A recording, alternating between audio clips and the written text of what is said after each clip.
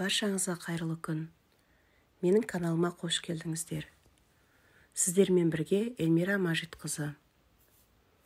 Бүгін сіздерге жылқының піскен етінен чебуреки дайындап көрсететін боламын.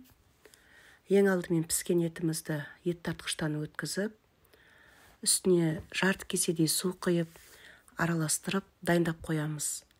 Одан кейін ыдысымызға ұнды елеп салып, және бөлме температурасындағы суға кішкене тұз қосып, араластырып дайындап аламыз.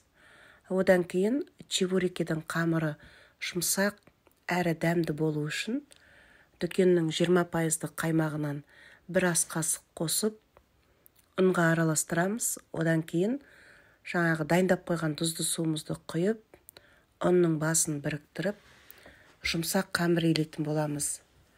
Қамырымыз дайын болғаннан кейін 20 минутқа тындырып алып, одан кейін тағы да иінін қандырып илеп, және осылай кішкене бірнеше бөлікке бөліп кесіп аламыз.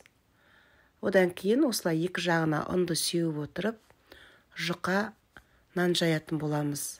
Енді арасына жаңағы дайындап қойған етімізді салып, екі жағын шанышқының көмегімен жабыстырамыз.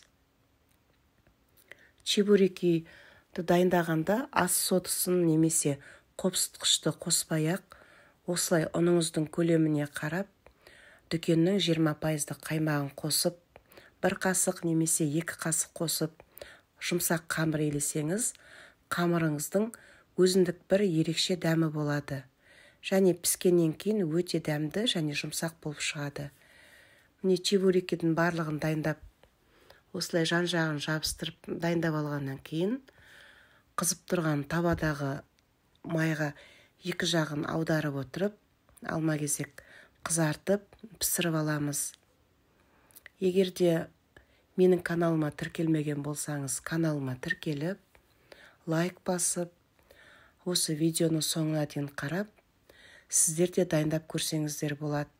Дәмі өте керемет және жұмсақ болып шығады.